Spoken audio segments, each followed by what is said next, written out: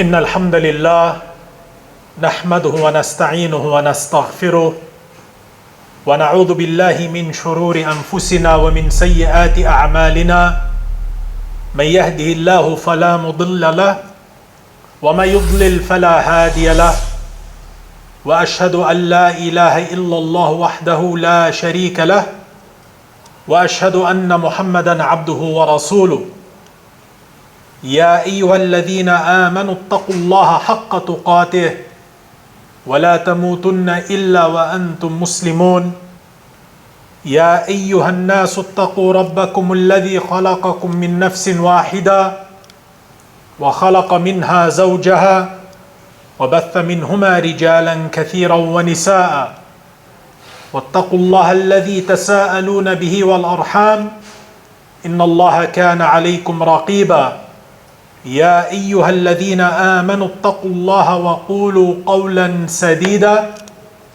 يصلح لكم أعمالكم ويغفر لكم ذنوبكم ومن يطع الله ورسوله فقد فاز فوزا عظيما أما بعد فإن خير الحديث كتاب الله وخير الهدى هدى محمد صلى الله عليه وسلم وشر الأمور محدثاتها وكل محدثة بدعة وكل بدعة ضلالة وكل ضلالة في النار. After praising Allah subhanahu wa ta'ala and sending peace and blessings upon his final messenger Muhammad sallallahu alayhi wa sallam, my dearly respected brothers, with the blessed month of Ramadan approaching, it is crucial that the believer prepares for the great month, prepares himself to worship Allah Azza wa Jal in a month which Allah subhanahu wa ta'ala has blessed us with, an opportunity to receive many great rewards. And the greatest, or from the greatest ways of preparation for the blessed month of Ramadan is renewing the intention, the niyyah. From now, the Muslim should be preparing for this great month by reminding himself as to why he is created, by reminding himself as to why Allah has legislated this deen. Because sincerity, al-ikhlas, and Ramadan are very important. They go hand in hand. And that is with every worship for that matter, but especially Ramadan. So we should be renewing our intention from now in preparation for the blessed month. And Allah subhanahu wa ta'ala, He has combined the intention with siyam in a number of places. Like in the Hadith al-Qudsi, where the Prophet sallallahu alayhi wa sallam narrated from Allah Azza wa Jal that Allah subhanahu wa ta'ala said, كل عمل ابن آدم له إلا الصيام فإنه لي وأنا أجزي به. The Prophet sallallahu alayhi wa sallam said that Allah Azza wa Jal said, all of the actions of the son of Adam are for him, except for fasting, it is for me, and I will reward for it. This is Allah Azza wa Jal speaking these words, that all of the actions of the son of Adam belong to him. He said, إِلَّا الصِّيَامِ, except for fasting, it is for me, meaning Allah, and I will reward for it. The scholars of Islam have given a number of interpretations as to what this hadith means. From the interpretations is that rewards, my dear brothers, have a number which has been set by Allah Azza wa Jal. Allah has informed us that the hasana is multiplied by 10 and it can reach up to 700. This is for all your a'mal. And when Allah says, illa siyam, He means except fasting. It is not restricted with a specific number of reward. Allah says, I will reward for it. Meaning, it is not like other actions. I will give as much reward as I want for the act of fasting. This is one of the interpretations.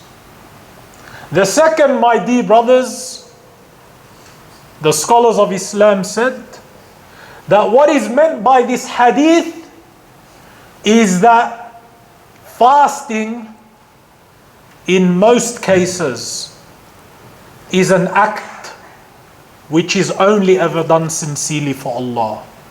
Because fasting is not an action that the rest of the world can see. It is a ibadah that is within you. And it is very easy to hide from the rest of mankind. And that's the ikhlas. So Allah Azza wa Jal has linked the ikhlas to fasting. And that should be a reminder for us to fix our niyyah, to renew our intention for the blessed month. And ikhlas, my dear brothers, it is the essence of the message of every messenger. Every messenger came to call to ikhlas, to make the religion sincere for Allah. وَمَا أُمِرُوا إِلَّا لِيَعْبُدُوا اللَّهَ مُخْلِصِينَ لَهُ الدِّينَ. Allah Azza wa Jal says that they were not commanded, meaning all the past nations, they were not commanded with anything except to make the religion sincere for Allah. So we as Muslims, my dear brothers, our ikhlas, our intention can sometimes divert. And that's why it's important we always renew it. To put it back in line, many of the pious predecessors used to say, I did not fight anything more difficult than my nafs until it started to obey me. For ikhlas, my dear brothers, especially before the month of Ramadan, is very important. That we remember why these great events have been legislated for us.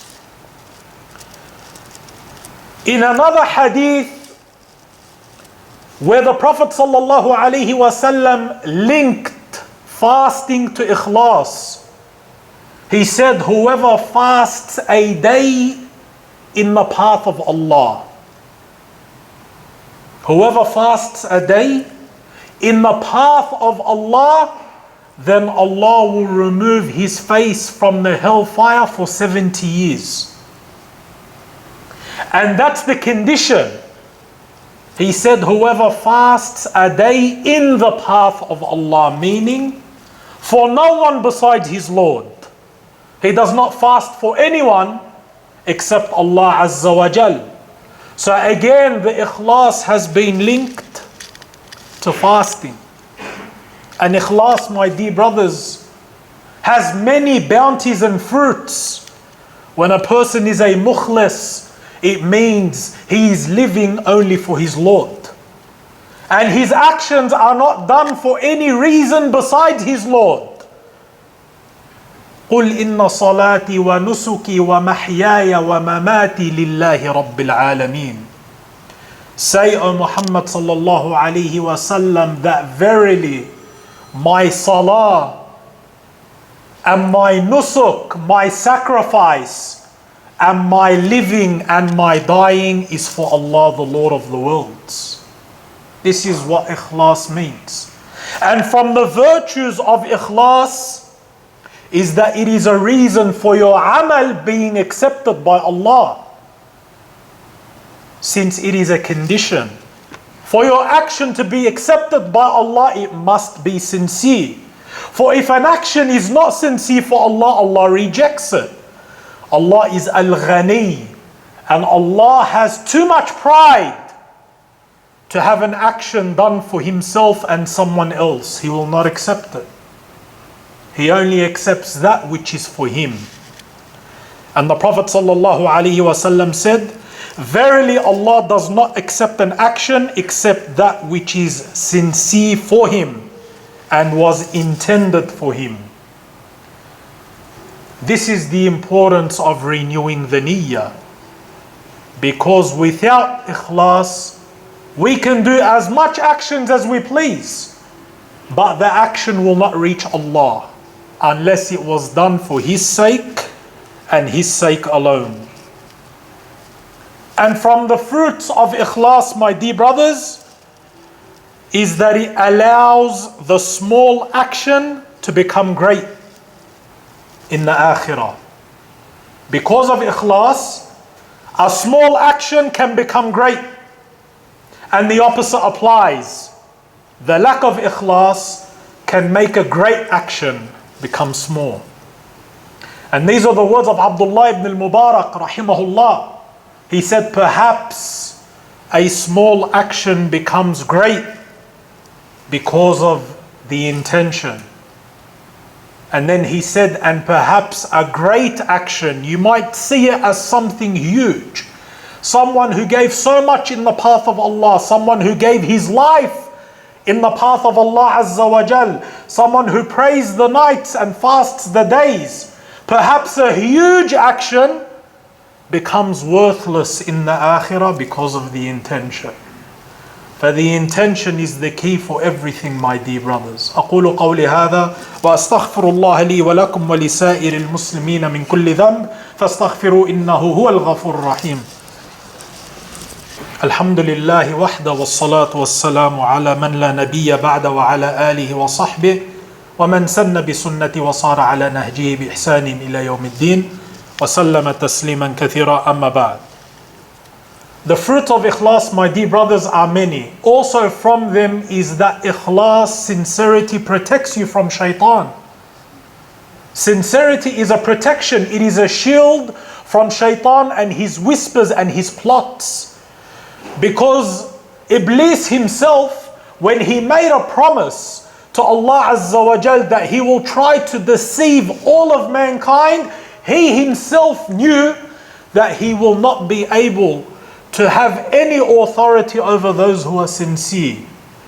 And that's why he said to Allah Azza wa Jal, إِلَّا عِبَادَكَ مِنْهُمُ الْمُخْلَصِينَ, except for your righteous servants from them who are sincere.